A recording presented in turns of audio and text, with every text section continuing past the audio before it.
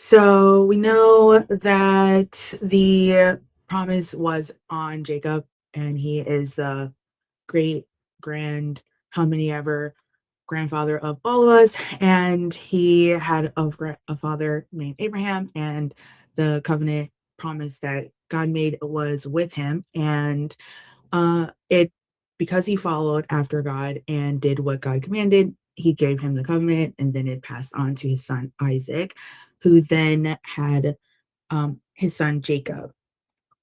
And Rebecca was with Isaac, and they had twins, Esau and Jacob. And Rebecca knew the plans for her sons before their birth because God told her that there were going to be two nations with her. And when Isaac was on his deathbed, he was going to bless both his sons. And Rebecca knew that Esau would try to go for the blessing, though he sold his blessing to Jacob. And so she came up with this plan with Jacob to go cook meat of a baby goat that must have tasted like Venice because Isaac liked deer, apparently. And um, he was also going to put Esau's clothes on Jacob so that he could feel like his son too, because Isaac was going blind. And so they came up with this plan, but then when Esau found out, he was like really upset about it, and he was going to end Jacob. And so his mom was like, "You gotta go. You need to leave. You need to go to the land of where I came from and go find my brother." And before he left, his father Isaac um, blessed him again. And on his way to find his mom's brother, he slept in his land and had a dream, and God met him in his dream. And God told him that where he's lying, that would be the land that he and his children will have. So then when he woke up, he went on and then he came across some shepherds, and he asked them if they knew who his uncle was, and if he was well, and they told him he was well and they did know him. And then there at the water well, he met Rachel, who was Laban's, his mother's brother, youngest daughter, who was um, shepherding their sheeps, and he helped her with the sheeps, and then he told her who he was, and then she ran to go tell her father. When Laban heard about Jacob's arrival, he came out and he was like super excited to see him, so happy, and then he told him to stay. And there he was like discussing his wages because he was there with them for like over a month and like helping out with whatever. He's like, you're my blood. How much can I pay you for your time? And Jacob was like, I actually don't really care about wages, but I am very fond of your daughter. And if you would, and I can work for you for 7 years for her hand in marriage. And Laban was like, yeah, you know what? It is better if I give you her than to some strange man. And that's what they agreed on. And for 7 years to one person may seem like super long, because I mean, 7 years is very long. Like that's like a whole generation worth of time. But to Jacob, it was not at all long. He felt like it was just a couple days for him. All that work. Um, but Laban, with his culture, younger daughters don't marry first. And so he deceived Jacob and made a plan to hide the older daughter, Leah, face under a veil during their wedding, and had them continue with their wedding and everything. And then come to his surprise, like imagine his surprise that in the morning that he found out that it wasn't Rachel who he thought that he would be marrying that night, but her sister, um, Leah. And he was very upset about this. Like he went to Laban and was like, "You promised me Rachel. What's up with this?" And he was like, "It ain't in our culture to marry the the second daughter before the first. So, I mean, if you do want her, I can wed you, but you need to continue to do the wedding celebrations throughout the rest of the week, and then I'll marry you to Rachel. And then also, you need to do another 7 years. So he's like, okay, fine, I will. I'll do the work because I really want to be with Rachel.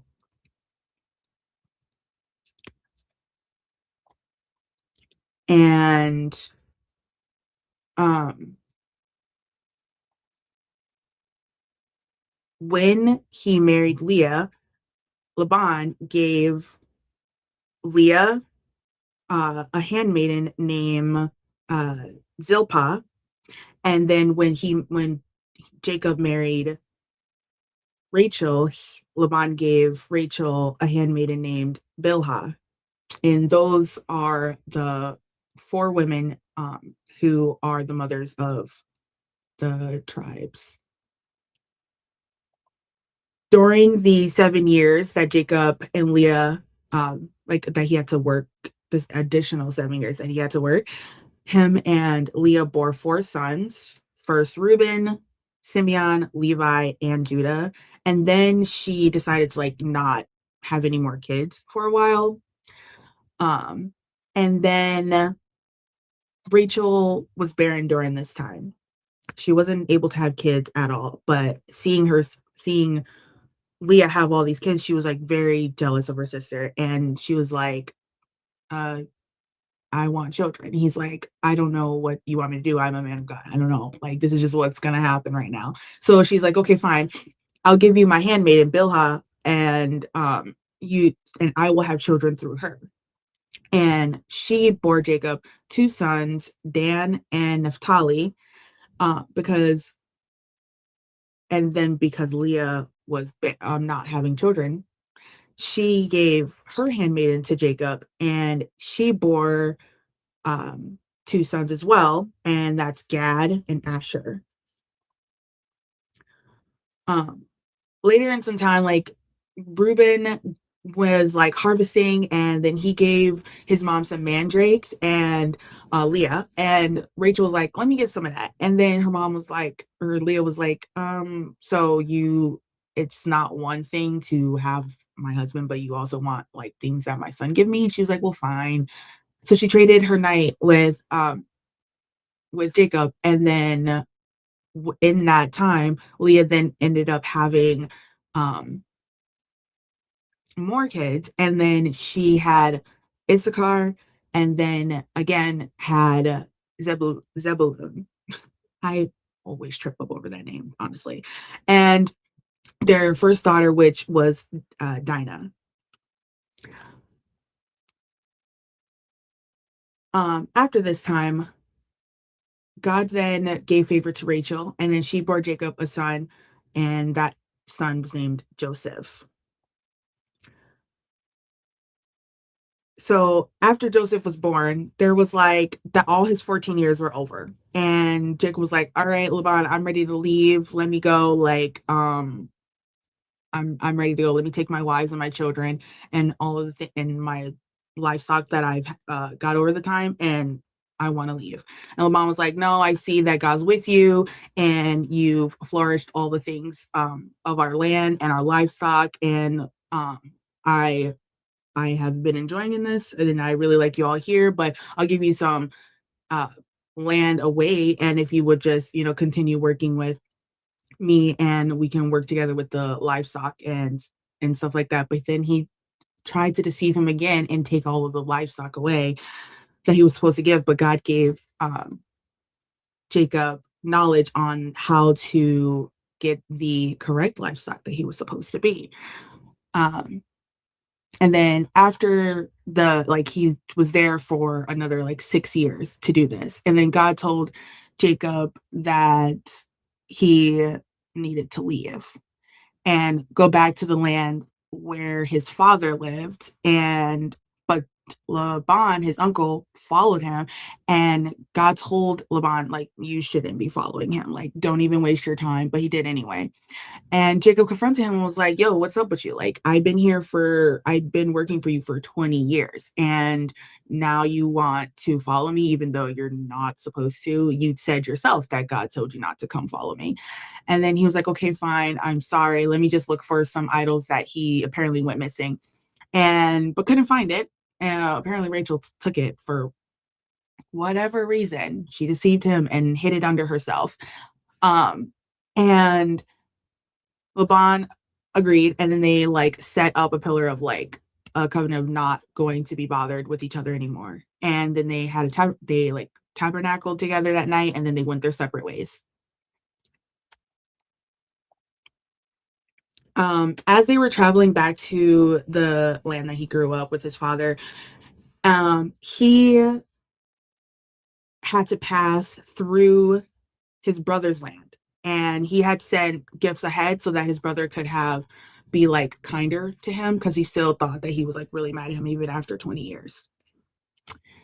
um One night in the travel, Jacob was alone, and there he wrestled with a man until daybreak. The man asked him to let him go, but Jacob was like, nah, I'm not letting you go until you bless me. And even though uh he wouldn't let go, like the man like pressed like a bone in his like in the crack of his thigh, and it like broke it. And he was still wrestling this man because he's like, I'm not letting you go till you bless me, man.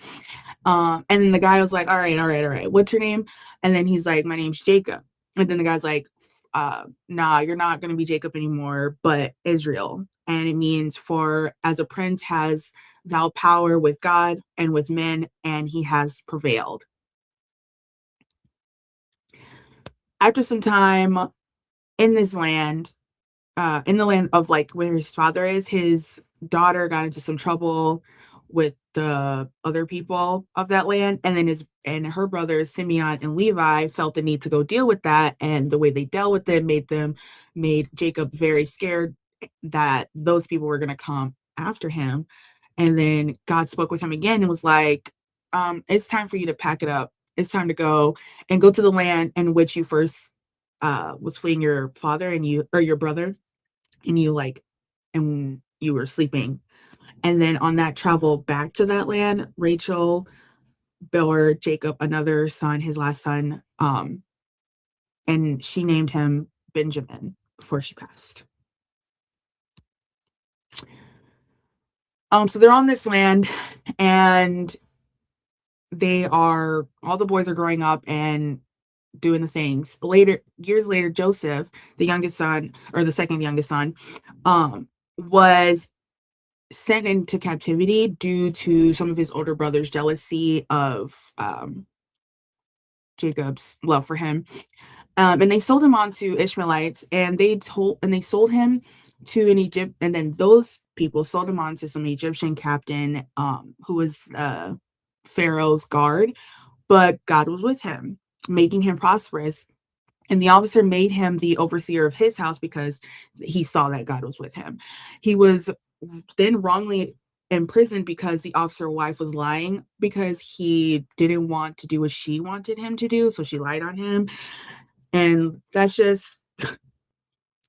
she just didn't want to get in trouble, but she lied on him. Um, and But then he was released from prison because he was able to interpret dreams. And Pharaoh knew this, and Pharaoh released him because he interpreted a 7-year famine that was going to happen and what to do in that famine. And um, so then Pharaoh made Joseph the ruler over all of Egypt except for the throne room. And then the Pharaoh gave him a wife, and she bore Joseph 2 sons named Manasseh and Ephraim. When Israel found out about his son being in Egypt, he came right away, and he then adopted Joseph's 2 sons, and Manasseh and Ephraim, and blessed them before he passed away. And in Genesis 48:5, he said he made that his two sons will be on to him as Reuben and Simeon are his. And with those blessings, that absorbed Joseph's blessings.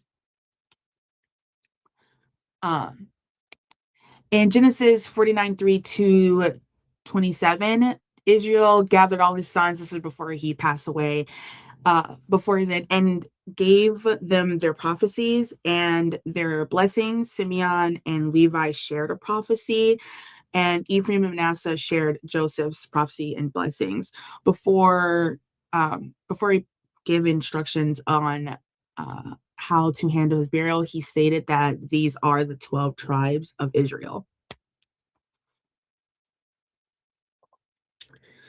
Uh, so I was like wondering why there's so much through these stories. There were many, many times where people were deceiving people and tricking people to like get something out of them. But then on the end, those who were deceived came out on the end. And I was trying to figure out. So in Psychology Today, um, it emphasized that repeated deceit within families is usually a symptom of unhealthy relational patterns rather than like effective conflict resolution, like having a conversation about what's going on.